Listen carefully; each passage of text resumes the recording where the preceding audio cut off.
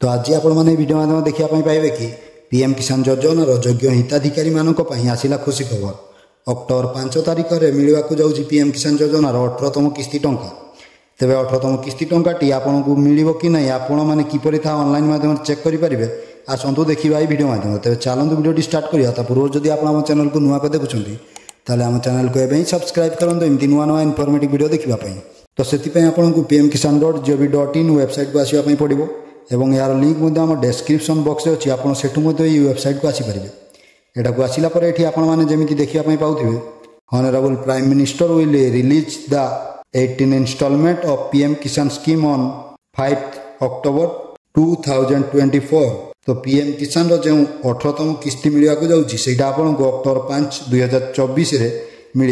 तापर eKYC mandatory for PM Kisan register farmer OTP based eKYC is available on PM Kisan portal on nearest CSC centre में भी contacted for biometric based eKYC। तो जदि आपंकर PM Kisan योजना एपर्यंत eKYC प्रोसेस टी कंप्लीट होई नहीं ताहले ताहा आपण आधार ओटीपी ऑथेंटिकेशन द्वारा एठारे करि परिबे।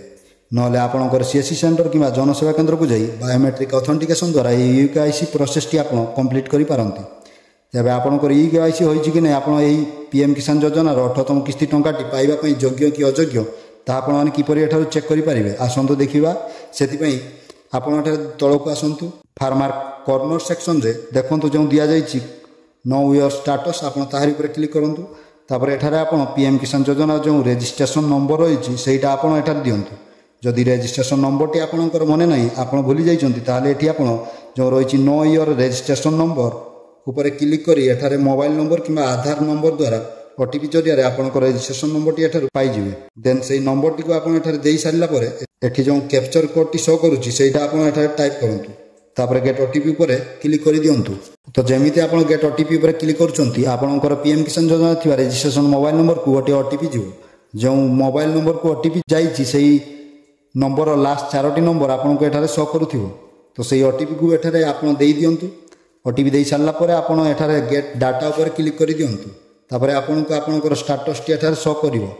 तो एठी ऊपर आपनकर पर्सनल इनफॉरमेशन दिया जाइथिबो जेमिति कि आपनकर registration number registration date name of farmer बा आपनकर नाम तापर फादर्स नेम बा गार्डियन नेम एड्रेस एवं मोबाइल नंबर देन तळे दिया जाइछि एलिजिबिलिटी स्टेटस आपण तारी ऊपर क्लिक करंतु।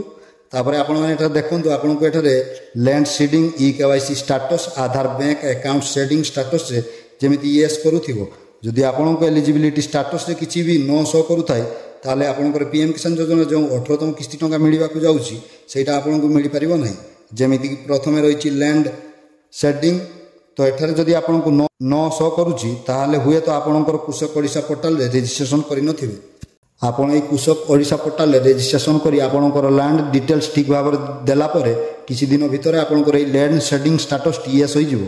या छड़ा जदि आपनकर eKYC स्टेटस नो शो करूथाय ताहले आपण एठारे फार्मर कॉर्नर सेक्शन रे eKYC ऊपर क्लिक करी एठारे आपनकर आधार नंबर देई सर्च रे क्लिक कला परे आपनकर डिटेल्स शो करिवो। जदि eKYC टी आपनकर कंप्लीट होई नथिबो ताहले आपनकर आधार ओटीपी जरिया रे eKYC प्रोसेस टी एठारे कंप्लीट करि परिबे। जदि आधार कार्ड सहित आपनकर मोबाइल नंबर टी लिंक नाही ताहले आपनकर नियरेस्ट सीएससी सेंटर किंवा जनसेवा केंद्र को जाई बायोमेट्रिक ऑथेंटिकेशन जरिया रे आपनकर eKYC प्रोसेस टी कंप्लीट करि परिबे। देन तापर रहिछि आधार बैंक अकाउंट सेडिंग स्टेटस। तो जदि एठारे आपनको नो शो करूथाय ताहले आपनकर बैंक अकाउंट सहित आधार डीबीटी लिंक करा जाई नाही। जेहेतु डीबीटी बा डायरेक्ट बेनिफिशियरी ट्रांसफर माध्यम रे एई टंकाटी प्रदान करा जाउछि सेति पई जदि आपनकर बैंक अकाउंट रे डीबीटी रिएक्टिव नथिबो ताहले आपनको एई टंकाटी मिलि परिबो नाही। तेणु आपनको जदि आधार बैंक अकाउंट सेडिंग स्टेटस रे नो शो करूथाय ताहले आपनकर सेई बैंक ब्रांच को जाई गोटे डीबीटी एक्टिव करिया पई फॉर्म आनिबे ताकू फिलअप करी सेटारे सबमिट कला परे मैक्सिमम 15 दिन भीतर एठारे आपनकर येस होई जिवो। तो फॉर्म टी सबमिट कला परे आपण चेक करिया पई चाहउछंती कि आपनकर बैंक अकाउंट रे डीबीटी मोड टी एक्टिव हैला कि नाही ताले आपण myaadhar.uidai.gov.in वेबसाइट को आसिला परे एठारे आपण लॉगिन पर क्लिक करंतु। तापर आपनकर आधार नंबर टी एठारे दियंतु। देन एई कैप्चर टी को एठारे टाइप करी लॉगिन विथ ओटीपी पर क्लिक करला परे आपनकर आधार कार्ड सहित लिंक थिबा मोबाइल नंबर को गोटे ओटीपी जिवो। से ओटीपी को आपण एठारे देई सारिला परे लॉगिन पर क्लिक करंतु। तापर आपनकर एठारे लॉगिन होई जिवो आ आपनकर डैशबोर्ड टी किछि एमिति शो करूथिबो। तो एठारे आपण देखंतु जो दिया जाइछि बैंक सेडिंग स्टेटस आपण ताहारी पर क्लिक कर दियंतु। जेमिति आपण सेथिरे क्लिक करिवे ଆପଣଙ୍କୁ congratulation your Aadhaar bank mapping has been done show କରିବ ଏବଂ ତା ତଳେ ଆପଣଙ୍କର Aadhaar number, bank name, bank setting status name, bank setting status, last updated date ତ ଏହିସବୁ ଦିଆଯାଇଥିବ। ତ ଯେଉଁ ବ୍ୟାଙ୍କ ଆକାଉଣ୍ଟରେ ଆପଣଙ୍କ ଡିବିଟି ଲିଙ୍କ ହୋଇଛି ସେଇ ବ୍ୟାଙ୍କ ନେମ୍ଟି ଏଠାରେ ଆପଣଙ୍କୁ ଶୋ କରୁଥିବ ଏବଂ ବ୍ୟାଙ୍କ ସେଟିଂ ଷ୍ଟାଟସ୍ ଆପଣ ଦେଖନ୍ତୁ ଏଠି ଆପଣଙ୍କର ଯେମିତି ଆକ୍ଟିଭ୍ ଥିବ ଦେଲେ ଯାଇକି ଆପଣ ଏଇ ବ୍ୟାଙ୍କରେ ପିଏମ୍ କିଷାନ ଟଙ୍କାଟି ପାଇପାରିବେ। ତ ଏମିତି ଏଲିଜିବିଲିଟି ଷ୍ଟାଟସ୍ରେ ଯଦି ସବୁକିଛି ଆପଣଙ୍କର ୟେସ୍ ଅଛି ତାହେଲେ ଆପଣ ଏଥିପାଇଁ ଏଲିଜିବଲ୍ ଅଟନ୍ତି ଏବଂ ଆପଣଙ୍କର ଅକ୍ଟୋବର 5 ତାରିଖରେ ଆସିବାକୁ ଥିବା 18ତମ କିସ୍ତି ଆପଣ ପାଇପାରିବେ। ତ ଯଦି ଭିଡ଼ିଓଟି ଭଲ ଲାଗିଥାଏ ତାହେଲେ ଭିଡ଼ିଓକୁ ଗୋଟେ ଲାଇକ୍ ଏବଂ ଆମ ଚ୍ୟାନେଲକୁ ସବସ୍କ୍ରାଇବ୍ କରନ୍ତୁ। ଜୟ ଜଗନ୍ନାଥ।